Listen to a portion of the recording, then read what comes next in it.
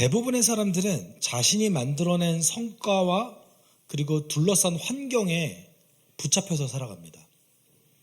우리가 이거 부인할 수 없죠. 우리의 환경 매우 중요합니다. 그리고 우리가 만들어낸 성과, 열매, 내가 열심히 노력해서 만들어낸 성과, 여기에 붙잡히기도 하고 동시에 내가 아무것도 하지 않아서 드러나지 않은 그 성과, 뭐가 있겠어요? 성과라고 말하기 힘든 우리의 실패들. 네. 여러분, 우리가 열심히 한다고 해도 실패를 경험할 수 있는데 아무것도 안 하면 정말 아무것도 안 일어나죠. 네. 근데 아무것도 안 일어났을 때에 내 마음이 좀 평안하면 좋겠는데 노력하지 않았음에도 불구하고 우리는 마음이 괴로울 때가 있죠. 자책할 때가 있죠. 네. 참 사람이라는 게 재미있는 것 같아요. 여러분, 우리가 그렇게 썩 일하기를 좋아하지 않잖아요. 물론 어떤 분들은 일이 매우 재미있으신 분도 있어서 일에 중독되시거나 이런 분도 계시지만 대체적으로는 본인의 직업에 막 좋아하는 직업을 하더라도 그건 좋지만 일하기는 싫은. 네. 그렇잖아요. 제 주변에 음악을 하는 친구들이 많은데 음악은 좋아하는데 연습은 싫어해요. 네. 그래서 코로나 때 하도 공연이 없어서 악기를 칠 일이 없어서 나이 30이 넘어서 오랜만에 연습을 시작했대요. 그리고 느꼈대요. 나이 30이 넘어서도 늘 수가 있구나. 실력이 늘더래요. 그래서 매우 생소한 경험이었다고. 내가 그동안 한 10년 정도 연습을 안 했구나. 라는 이제 얘기를 하더라고요. 그 친구들 프로인데 연습을 안 하더라고요. 네. 연습이라는 거는 계속해서 반복해서 지겨운 것을 하는 거죠. 그걸 좋아하는 사람 별로 없습니다. 그렇죠? 네. 근데 재밌는 거는 싫어하는 일을 오히려 안 했을 때 더 문제가 생길 때가 많다라는 거예요. 우리가 일을 안 해서 집에 계속해서 누워 있거나 쉬거나 그것만 했을 때에 우리가 더 많은 문제가 생길 가능성이 높다라는 거예요. 참 인생이 좀 모순적이라는 생각을 많이 합니다. 근데 오늘 본문 속에서 바울은 자신의 환경에 붙잡혀 살아가지 않고 있음을 보여주고 있습니다. 그리고 본인의 노력으로 인해서 얻는 결과에 그렇게 그다지 연연하지 않고 있음을 볼 수 있습니다. 충분히 낙심할 수 있는 상황이고 충분히 그 어려움 때문에 좌절할 수 있는 상황을 여러 번 경험함에도 불구하고 그는 조급하지 않고 바른 길을 찾아 나서기 위해서 노력하는 모습을 우리는 볼 수 있습니다. 우리가 그 과정을 함께 살펴보면서 그가 어떻게 그렇게 할 수 있었는가, 우리와 도대체 무엇이 다른가, 이것을 좀 살펴봤으면 좋겠어요. 여러분, 바울이 아테네를 떠나서 고린도라는 도시에 도착했습니다.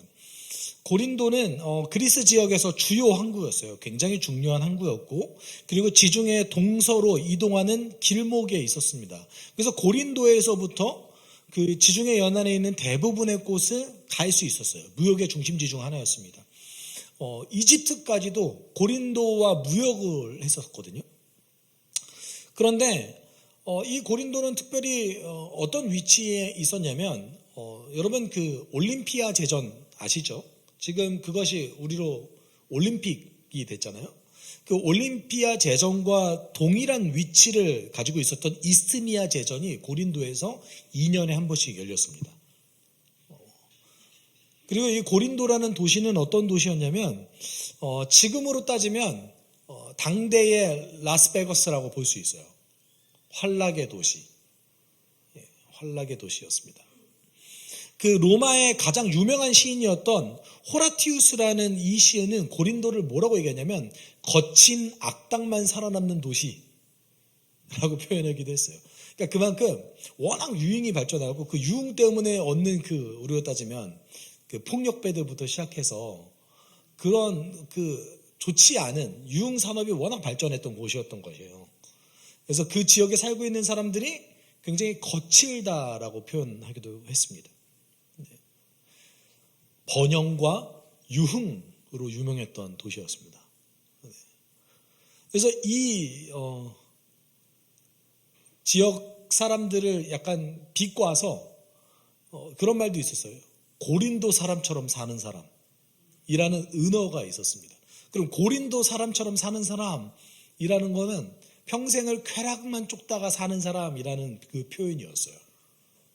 고린도가 얼마나 그 삶의 쾌락을 중요시했고 그 유흥에 따라서 살아가는 항구 도시였는지 알 수 있습니다.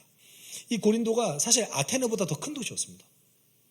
그리고 그리스 전체에서는 그 그리스 지역, 당시에 로마가 지배하는 이 그리스 지역에서 가장 중요한 도시 중 하나였습니다. 적어도 경제적으로는. 아주 번영한 도시였어요. 이 도시에 바울은 도착했고 그곳에서 한 부부를 찾아 나섭니다. 2절에 이렇게 얘기하고 있죠. 거기서 그는 본도 태생인 아굴라라는 유대 사람을 만났다. 아굴라는 글라우디오 황제가 모든 유대 사람에게 로마를 떠나라는 칙령을 내렸기 때문에 얼마 전에 그의 아내 브리스길라와 함께 이탈리아에서 온 사람이었다. 바울은 그들을 찾아갔는데 라고 얘기합니다. 그러면 여기에서 바울의 평생의 동역자 중 한 명이었던 아굴라와 브리스길라를 바울은 찾아 나섰습니다. 우리가 여기서 주목해 볼 것은 많은 그리스도인들이 바울이 고린도에서 복음을 전하는 과정 가운데 아굴라와 브리스길라를 우연히 만났다라고 생각하는 분들이 많은데 그렇지 않고 바울이 처음부터 아굴라와 브리스길라의 존재를 알고 찾아갔다는 거예요. 어떤 의도성을 가지고 먼저 찾았어요. 그것은 당시에 있었던 어떤 역사적 문맥과 맞닿아 있는데 여러분 당시 클라우디오 황제, 성경에는 글라우디오 황제라고 얘기하죠. 글라우디오 황제가 AD 49년 정도에 로마 수도죠. 로마. 그 로마에서 유대인을 추방하는 칙령을 내려요.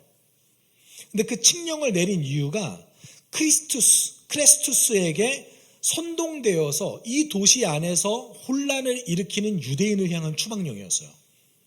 여기서 얘기하는 크리스투스가 그리스도의 은어 또는 다른 표기법이라는 것이 이제 대체적인 학자들의 의견입니다. 그러면 그대로 따지면 어떻게 되는 거냐면 그리스도에게 선동된 사람들이 로마 안에서 문제를 일으키기 때문에 로마 안에서 유대인들을 추방하는 칙령이었던 거예요.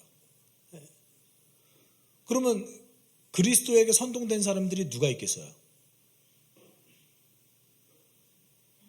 두 가지 중에 하나입니다. 첫 번째는 본인이 메시아라고 일어나서 유대인들을 선동해서 반란을 일으키는 사람, 이것이 첫 번째 가능성입니다. 유대인들은 대부분 반란을 일으킬 때 어떻게 반란을 일으켰냐면 내가 메시아다 하고 반란을 일으켰어요. AD 70년에도 그랬고 AD 90년에 있었던 반란도 역시 그런 반란이었습니다. 바르코코바라는 사람이 내가 메시아다 하고 일어나서 이제 반란을 일으키기도 했습니다. 그런 경우가 여러 번 있었어요. 사도행전에서도 가말리엘이 그 반란에 대해서 얘기하잖아요. 그렇죠? 누군가가 한 명 일어나서 자기가 메시아다라고 얘기하고 반란을 일으켰다. 그런데 아니지 않았냐 이렇게 얘기하기도 했습니다. 이게 첫 번째 가능성이었고 두 번째는 정말 그리스도인이 로마 안에 있는 교회를 다니는 그리스도인이 선동을 해서 어떤 혼란을 일으킨 갑자기 오늘날 우리 같네요.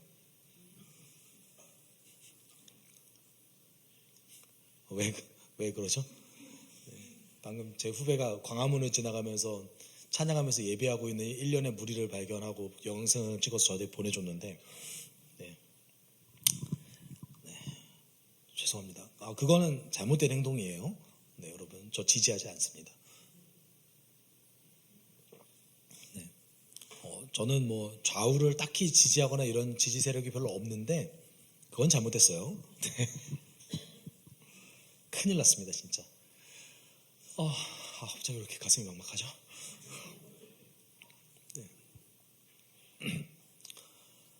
사실 당시에 어떤 일이 있었냐면 로마 안에 있는 교회 안에 있는 그리스도인들이 대부분 유대인들이었습니다. 당시에 그 유대인들이 예수가 그리스도다라고 얘기하고 다녔어요. 어떤 얘기예요? 사실 복음 전한 거잖아요. 예수가 그리스도다라고 복음을 전했습니다. 근데 로마 안에 살고 있는 유대인들이 그 말을 듣고 굉장히 격분했어요. 이게 무슨 소리냐? 십자가에 죽은 그 예수가 수십 년 전에 죽었는데 그가 어떻게 그리스도일 수 있느냐? 그러면서 로마 안에 있는 유대인들이, 특별히 율법의 열성이었던 열성주의자들이 교회를 탄압하기 시작하고 테러를 저지르기 시작했습니다. 그래서 원래 글라우디오 황제가 유대인을 별로 좋아하지 않았거든요. 유대인들이 워낙 말썽을 많이 일으키고 반란을 많이 일으켜서 로마 수도 안에서 유대인들을 어떻게 하면 탄압할지를 고민하는 황제였는데 그 유대인들끼리 어떤 소동이 일어나는 걸 보니까 명분을 찾은 거예요. 쟤네들 쫓아내야겠다. 그래서 어떻게 했어요? 유대인들을 로마 제국 안에서, 로마 수도 안에서 다 쫓아냈습니다. 그것이 이제 AD 49년에 있었던 그 유대인 추방령이었거든요. 이 추방령 때문에 누가 온 거예요? 아굴라와 브리스길라가 고린도로 오게 됐어요. 아마도 아굴라와 브리스길라는 교회 지도자였을 확률이 매우 높습니다. 그래서 바울이 미리 이 사람들에서 알고 있었던 것이죠. 그리고 이 두 부부에게 뭔가 도움을 요청하기 위해서, 그리고 필요에 의해서 찾아가게 됩니다. 근데 그 필요가 무엇이었을까요? 3절에 얘기하고 있죠. 생업이 서로 같으므로 바울은 그들 집에 묵으면서 함께 일을 하였다. 그들의 직업은 천막을 만드는 일이었다. 어떤 일을 했어요, 바울이? 천막을 만들었어요. 결국은 뭐 한 거예요? 돈 벌었어요. 그러니까 바울이 지금 아굴라와 브리스길라를 찾았던 이유는 경제적 어려움 때문이에요. 주의 일을 하면서 선교 사역을 하면서 경제적 어려움에 처하게 되자 그와 동일한 직업을 가지고 있었던 한 부부를 소개받아 그의 집에 머물면서 경제적 어려움을 해결하기 위해서 노력했습니다. 돈을 버는 거죠. 그리고 주말 사역한 거예요. 우리로 따지면 파트타임 사역한 거죠.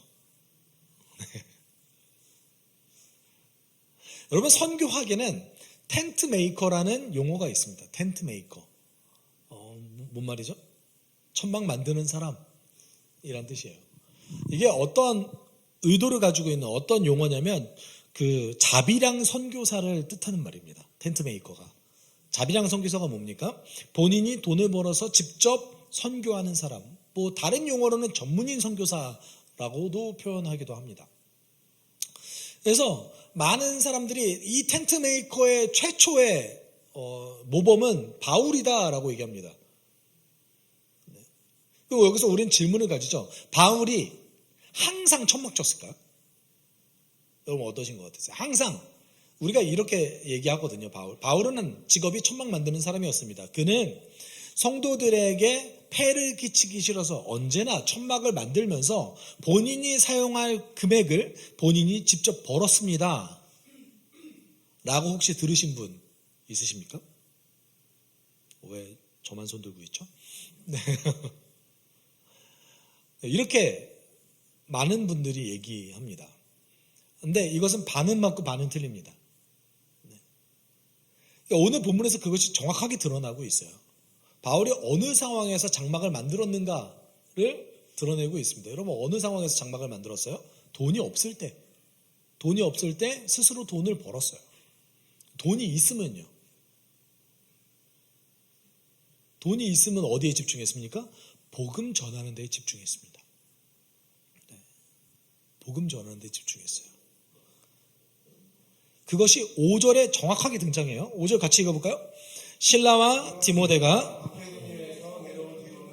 바울은 오직 말씀을 전하는 일에만 힘을 쓰고 예수가 그리스도이심을 유대 사람들에게 밝혀 증언하였다. 지금 어떤 일이 벌어집니까? 원래 경제적 어려움에 처하게 되자 스스로 돈을 벌었습니다.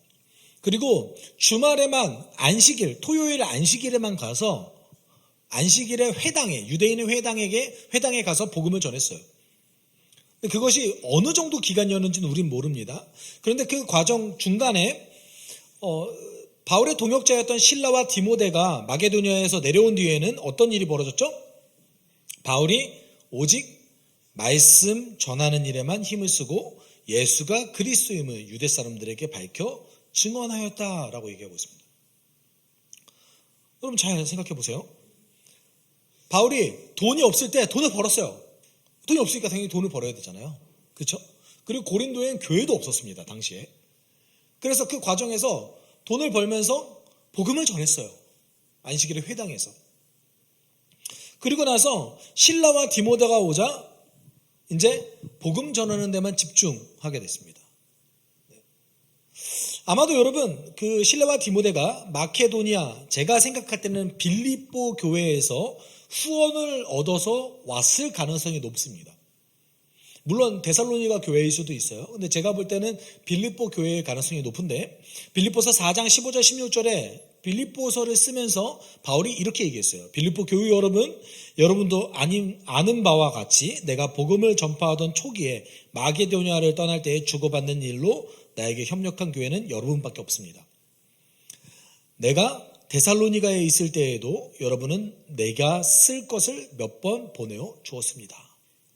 그러니까 바울을 후원했던 교회가 빌립보 교회였던 거예요. 그런데 물론 이제 실라와 디모데가 후원금을 얻기 위해서 마케도니아를 갔는지 아니면 목회적 이유 때문에 갔는데 후원금을 얻어왔는지 우리는 이건 알 수 없죠. 알 수 없는데 우리 두 가지 가능성이 있잖아요. 마케도니아에서 후원금을 얻어왔다. 이거 첫 번째 가능성이에요. 두 번째는 실라와 디모데가 일을 시작했다. 이해했죠? 바울을 서포트하기 위해서 실라와 디모데가 일을 시작했다. 이게 두 번째 가능성입니다. 여러분 어떤 가능성이 더 높을 것 같으세요? 둘 다 가능성이 없는 건 아닙니다. 근데 우리 기억해야 될 게 있어요. 실라와 디모데도 교회 지도자예요. 바울을 따라다녔다고 해서 이 사람들이 뭐 허드렛 일만 한 게 아니라 필요에 의해서 바울이 저 교회 우리가 좀 돌봐야겠다. 나는 여기서 교회를 세울 테니 우리가 이전에 돌봤던 교회 너가 한번 다시 다녀와봐. 이 역할을 했던 사람들이 실라와 디모데예요. 그러니까 바울은 계속해서 교회가 없는 곳에 가서 교회를 짓기 시작했고, 그리고 실라와 디모데는 바울이 세웠던 그 교회, 바울과 함께 협력했던 그 교회를 다시 방문해서 성도를 든든하게 하는 역할을 했던 겁니다. 그러니까 실라와 디모데 역시 누구예요? 교회 지도자입니다. 그래서 여러분 서신서를 쓸 때 실라 이름이 어떻게 등장하면 실루아노 이렇게 등장해요. 나 바울과 실루아노는 너희들을 격려하기 위해서 편지를 씁니다. 이렇게 써요. 네. 동시에 나 바울과 디모데는 이렇게 쓰잖아요. 네. 이 두 사람도 탁월한 교회 지도자였습니다. 다만 사도가 아니었을 뿐이에요. 그러니까 우리가 여기서 판단하기에는 후원을 받아서 왔다라고 판단하는 것이 좀 더 옳은 것 같습니다. 그래서 바울과 함께 팀을 이루는 사람들이 이제 최선을 다해서 복음을 전합니다. 우리가 여기서 질문할 게 있어요. 현대교회에서도 저는 이중직이라는 말을 좋아하지 않고 겸직이라는 표현을 써요. 겸직. 왜냐하면 이중직이라는 표현 자체가 성직은 옳고 세상 직업은 그다지 옳지 않다라는 어떤 편견을 줄 수 있기 때문에 두 직업 다 주 안에서 사명받은 직업일 가능성 있잖아요. 부르심받은 직업일 수도 있기 때문에 겸직이라는 표현을 쓰는데 겸직에 대한 논쟁이 한국 교회 안에서도 좀 있어요. 그러면 목회자는 일해야 됩니까? 안 해야 됩니까? 돈이 없을 때. 예, 해야죠. 돈이 없는데 어떻게 해요? 그렇죠? 돈이 없는데 어떻게 해요? 일해야죠. 근데 현실적으로 일을 하면서 목회하는데 어려움이 있습니까? 없습니까? 어려움이 있죠. 오늘 문맥은 뭐 겸직이 좋다, 겸직이 나쁘다 이런 말을 한 게 아니라 어떤 상황에 있을 때 상황에 그 대처하는 바울의 모습을 보여준 것뿐인 거지 어떤 것이 옳다, 어떤 것이 나쁘다라고 얘기하는 것이 아닙니다. 근데 한국 교회 안에서는 어떤 것이 옳다, 나쁘다라는 논쟁들이 있어요. 왜 그렇게 논쟁할까요? 열매에 초점 맞춰서 그래요.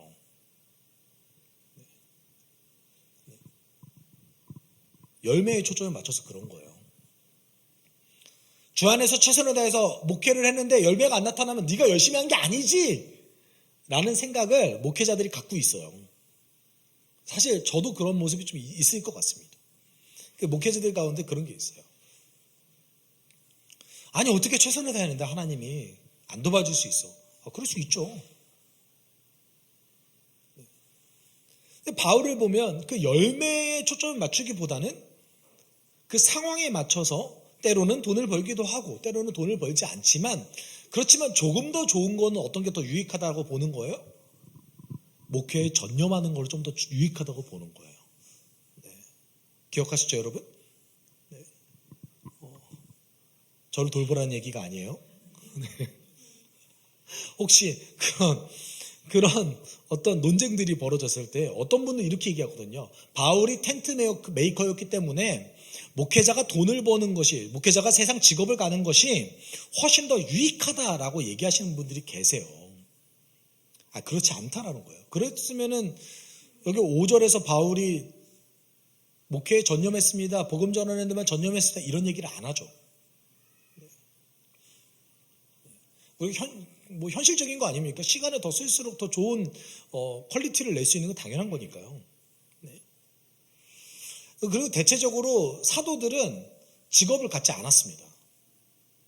근데 바울이 유독 이렇게 직업을 가져서 때때로 이렇게 돈을 벌었던 이유는 바울은 세계 곳곳을 돌아다녔잖아요. 당연히 일반 사도들에 비해서 생활하는데 어려움을 겪을 수밖에 없고, 그리고 기껏 교회를 지어서 교회를 설립해서 시킨 다음에 어떻게 했어요? 떠났어요. 당연히 어려움이 있을 수밖에 없죠. 특별히 이제 2000년 전 아닙니까? 여러분 그 빌립보서에서 빌립보 교회가 바울을 돕는 일에 대해서 그 바울이 뭐라고 했냐면 너희들이 나의 고난에 동참했다라는 표현을 합니다. 여러분 될 수 있으면 그 선교사 후원하십시오. 네. 선교사 후원하는 것이 내가 단지 그 일을 하는 것, 그의 필요를 돕는 것 정도가 아니라 바울이 어떻게 얘기한 거예요? 그 선교사의 고난에 내가 동참한 거다라고 표현했다는 거예요. 얼마나 좋은 기회예요? 그렇지 않아요? 여러분 마음속에 그런 찔림 가끔 있으시죠? 내가 이렇게 편안하게 살아도 괜찮나? 그런 게 없으시면 죄송해요. 네. 내가 이렇게 편안하게 살아도 괜찮나? 내가 다 포기하고 주를 위해서 떠나서 뭘 해야 되지 않을까? 혹시 한 번도 생각하지 않으셨다면 한 번 정도는 생각해 볼 만하지 않아요? 네. 그렇다면 너무 쉽게 내가 그 선교의 일에 동참할 수 있는 좋은 방법이 있죠. 후원하세요. 네. 지금 현재 숲속교회가 후원하는 선교사님 계십니다. 그리고 그 인도에 계신 장혜민 선교사님 같은 경우는 보증할 만한 선교사님입니다. 제가 이건 보증할 수 있어요. 마음이 있으시다면 후원하시기를 원한다면 단 10,000원이라도 정기 후원하세요. 한 번 후원하고 마시지 마시고. 왜 그러냐면 제가 잠깐 소개해 드릴게요. 장혜민 선교사님 어떤 분이냐면 인도 선교사님이십니다. 근데 여성분이신데 인도를 마음에 품고 인도 남성분과 결혼하신 선교사님이세요. 그래서 인도에 직접 그 도시에 살지도 않으시고 그 지역에 사시면서 새 아이를 기르면서 교회를 세우는 일을 하십니다. 그래서 그 남편분이 지금 목사세요. 인도가 굉장히 크잖아요. 네, 그래서 뭐 북부부터 남부까지 교회를 세우는 일을 하세요. 대단하시죠? 안타까운 일은 둘째 아이가 자폐가 있어요. 그래서 이제 남편분이 목회에 전념을 하시고 현재는 지금 새 아이를 기르고 또 시간이 날 때 서포트하고 이 일에 열심히 하고 계십니다. 저희가 처음 이렇게 후원을 결정해서 연락을 드렸을 때에 너무 큰 위로를 받으셨다고 이렇게 얘기하시더라고요. 네. 그래서 여러분이 혹시 저희 교회는 특별 목적 헌금이 선교헌금밖에 없습니다. 선교헌금을 내시고자 하신다면 정기적으로 5,000원도 괜찮습니다. 네. 정기적으로 후원을 결정하신다면 헌금 봉투를 처음 내실 때는 적어주십시오. 제가 얼마나 이렇게 후원하겠습니다. 네. 그러면 교회가 함께 후원을 결정하겠습니다. 좋은 기회죠. 여러분, 완성될 하나님 나라에서 선교 못합니다. 아니에요? 우리가 전도하고 선교하는 거는 일시적으로 이 땅에서만 할 수 있는 귀한 일이에요. 주의 일도 완성될 하나님 나라에서 못해요. 거기에 교회가 있을란가 모르겠어요. 귀하게 생각해야죠. 네. 여러분, 그동안 바울은 회당을 중심으로 복음을 전했습니다. 그리고 그랬을 때 많은 성과를 거뒀어요. 그런데 처음으로 바울이 회당 중심의 선교가 실패한 경험을 오늘 본문 속에서 하게 됩니다. 그래서 6절에서 이렇게 얘기하죠. 우리 같이 읽을게요. 그러나 유대 사람들이 반대하고 비방함으로 바울은 그의 옷에서 먼지를 떨고서 그들에게 말하였다. 여러분이 멸망을 받으면 그것은 오로지 여러분의 책임이지 나의 잘못은 아닙니다. 이제 나는 이방 사람들에게로 가겠습니다. 네, 지금 어떤 일이에요? 회당에 가서 복음을 전했는데 유대인들이 받아들이지 않은 거예요. 비방하고 반대하고 굉장히 극렬하게 바울이 복음을 전하지 못하도록 했어요. 근데 이유가 있습니다, 여러분. 이유가 있어요. 앞서 얘기했던 그 2절에 아글라와 브리스길라가 고린도에 정착했다라고 얘기하잖아요. 원래 로마 살았는데. 그렇죠? 근데 왜 고린도에 정착했을까요? 고린도에 뭔가 지인이 있었겠지 우리는 생각하지만 로마에서 추방당한 5만 명 중에 2만 5천 명이 로마에 의해서 강제로 고린도에 정착했습니다. 원래 고린도는 유대인들이 그렇게 많은 곳이 아니었는데 그곳에 로마에서 추방당한 사람들의 반이 고린도에 정착했어요. 그러면 그 유대 사회가 교회를 좋아했겠어요? 지금 어쨌든 교회를 명분으로 글라우디오 황제가 추방한 거 아닙니까? 교회를 좋아했겠어요? 당연히 싫어하죠. 이것이 역사적 문맥과 좀 맞닿아 있습니다. 그래서 어쩔 수 없이 바울은 이 고린도 안에서 전략을 수정할 수밖에 없었어요. 그래서 뭐라고 얘기합니까? 지금 내가 이제 타 민족에게 가겠다. 너희들의 어떤 심판에 대해서 나는 책임이 없다. 할 만큼 다 했고 최선을 다했다. 내 이제 타 민족이 가겠다. 그동안 그러면 바울이 타 민족만을 위해서 복음을 전했을 때 성과를 거뒀나요? 뚜렷한 성과를 거두지 못했어요. 근데 뭐 어쩌면 당연하죠. 여러분, 바울이 회당을 중심으로 복음을 전했던 이유는 무엇입니까? 그곳에 있는 사람들은 구약 성경을 알고 있고 하나님을 알고 있습니다. 그리고 하나님의 계획을 알고 있고 하나님이 이 땅에 메시아를 보낼 거라는 걸 알고 있었어요. 근데 이 모든 지식을 모르는 사람들에게 복음을 전하는 것이 더 어려울 수밖에 없죠. 당연히 그렇게 큰 성과를 거두지 못했습니다. 그런데 이상한 일이 벌어졌어요. 8절에 이렇게 얘기하죠. 고린도 사람 가운데도 많은 사람이 바울의 말을 듣고서 믿고 세례를 받았다. 많은 사람이 주께로 돌아왔대요. 그러니까 바울은 매우 기이한 경험을 했는데 첫 번째는 자신의 그동안에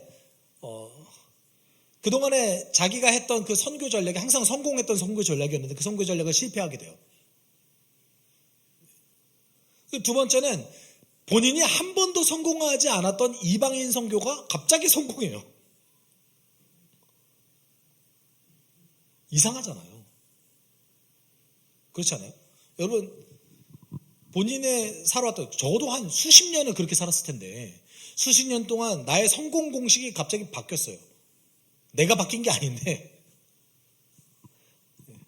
그럼 바울 입장에서 좀 기이할 수 있잖아요. 그리고 또 한 가지 문제는 뭐였냐면 그동안에 유대인들이 바울을 이렇게 극심하게 공격했을 때 바울은 어떤 선택을 했습니까? 그곳에 그대로 남아있었나요? 아니면 다른 곳으로 갔나요? 다른 곳으로 갔어요. 다른 곳으로 갔어요. 왜냐하면 바울이 테러의 위협이 있었기 때문에 유대인들이 그렇게 극심하게 반대를 했을 때는 그 안전을 위해서 다른 도시로 이동했던 모습을 우리가 그동안 계속 봤습니다. 그런데 고민하는 거예요. 이거 어떻게 해야 되지? 그렇잖아요? 예수께서 말씀하십니다. 그런데 어느 날 밤에 환상 가운데 주님께서 바울에게 말씀하셨다. 무서워하지 말아라. 잠잡고 있지 말고 끊임없이 말하여라. 내가 너와 함께 있으니 아무도 너에게 손을 대어 해하지 못할 것이다. 이 도시에는 나의 백성이 많다. 기이한 일이었죠. 바울이 경험하지 못했던 것을 경험하고 있었습니다. 이것이 도대체 무슨 의미가 있을까 바울은 아마 고민했을 거예요. 내가 지금 떠나야 되나 말아야 되나. 지금 이렇게 계속 있으면 유대인의 공격을 받기 쉬울 텐데 어떻게 해야 되나 고민하고 있을 때 주께서 말씀하셨어요. 예수께서 다시 말씀하신 거예요.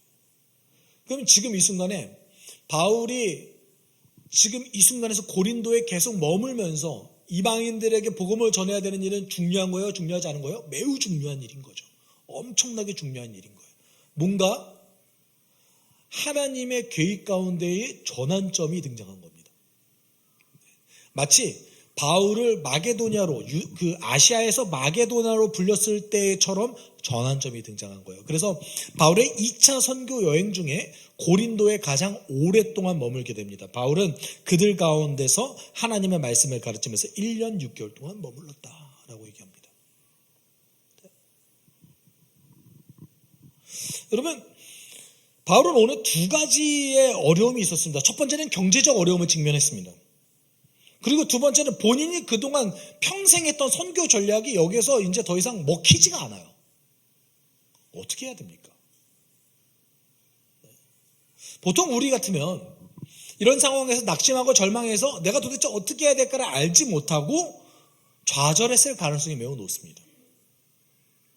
그리고 어떤 의미에서는 조급했을 수도 있어요. 내가 지금 복음을 전해야 되는데 여기서 일을 하고 있네.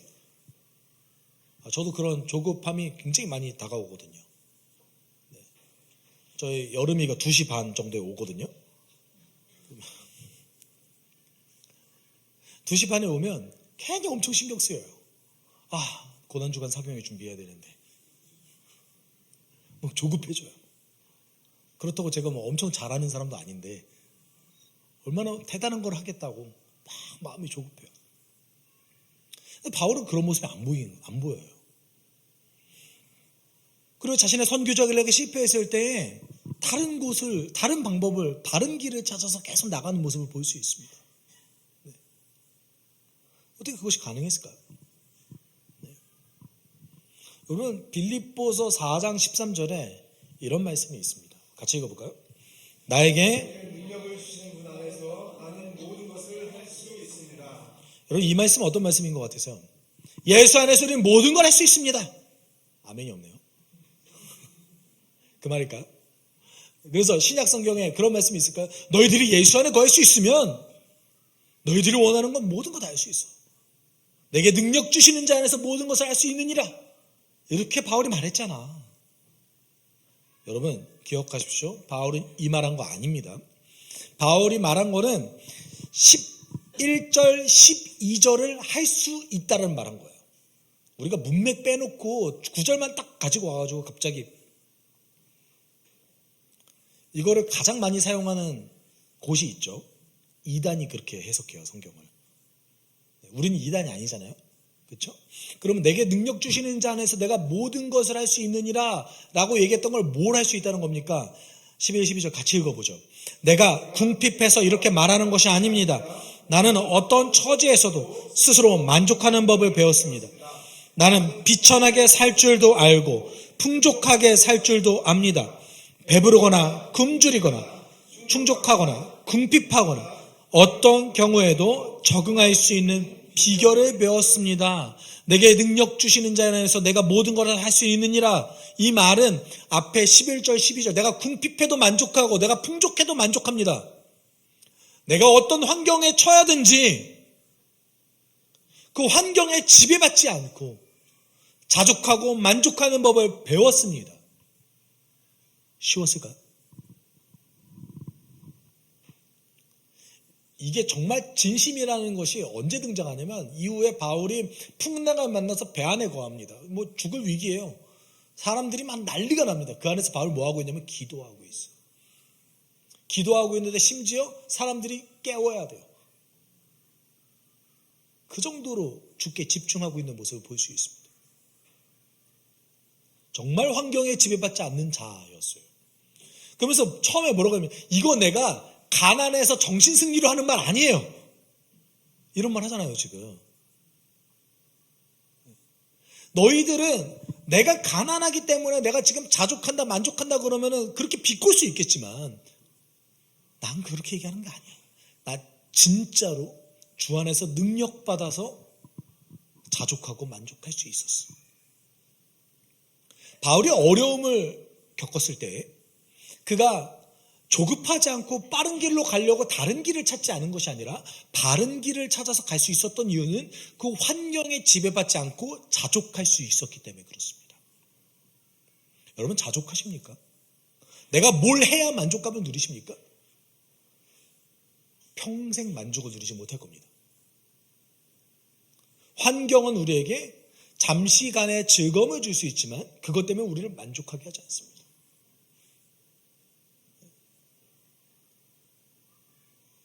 바울이 이런 일체의 능력을 배울 수 있었던 이유 단 한 가지입니다. 예수 안에 거했기 때문에.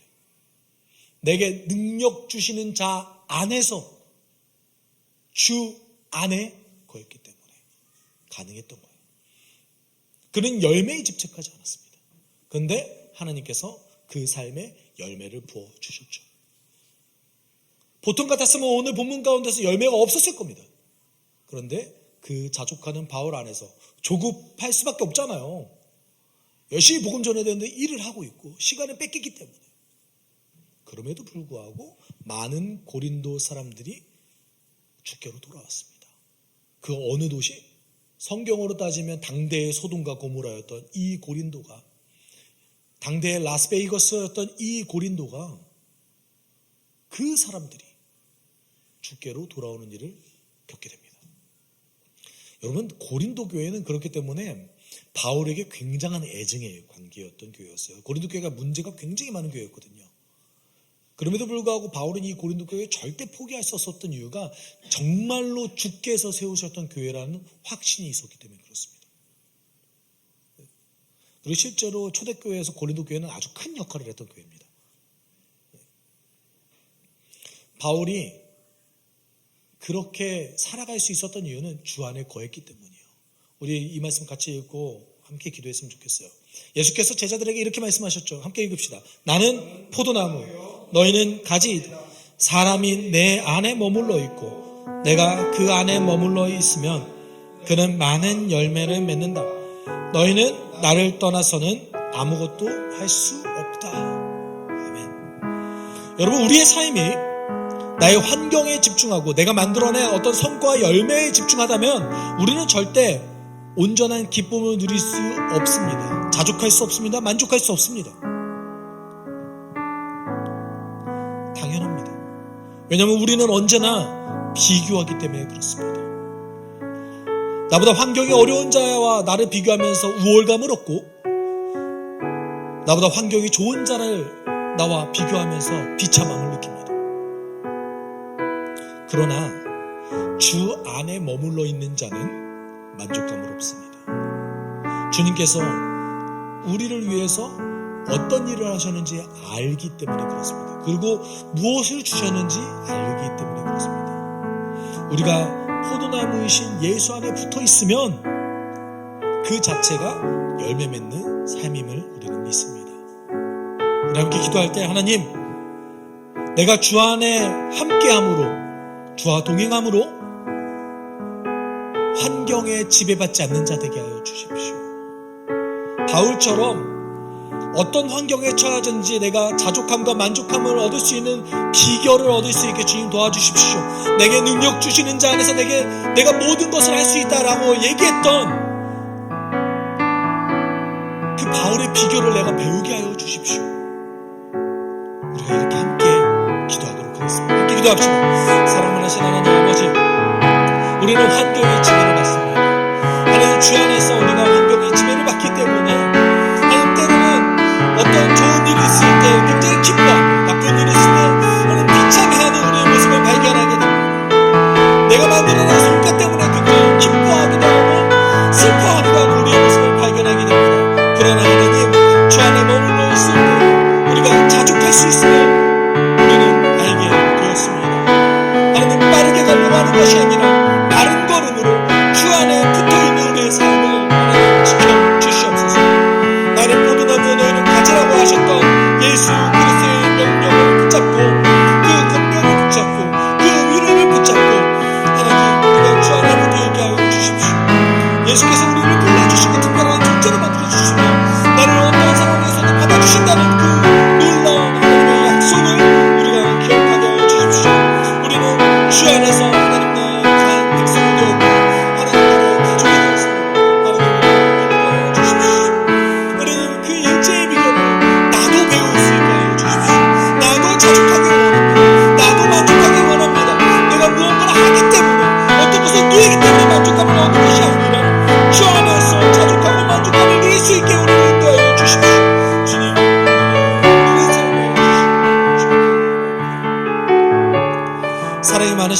아버지, 오늘 본문 가운데서 바울이 어려움에 직면했음에도 불구하고 그 어려움에 지배받지 않고 주 안에서 자족하며 바른 길을 가기 위해 노력했던 그 삶을 우리는 기억합니다. 그 일체의 비결이 주와 동행함에 있음을 우리는 믿습니다. 하나님, 오늘도 우리가 주님께 붙어 있음으로 바울이 경험했던, 바울이 배웠던 그 비결을 우리도 배우게 하여 주십시오. 더 이상 환경에 지배받지 않고 더 이상 내가 돈을 쓰고 돈을 버는 것에 집착하는 것이 아니라 주 안에서 어떤 상황에서든 만족과 자족을 얻을 수 있게 하여 주십시오. 우리를 지켜주시고 인도하심에 감사를 드리며 거룩하신 예수 그리스도의 이름으로 기도드립니다. 아멘. 주 예수 그리스도의 은혜와 하나님의 사랑과 성령의 교통하심이 주 안에서 만족과 자족을 누리길 소망하는 숲속교회 성도들의 한 주간의 삶 가운데 함께 있을지어다. 아멘.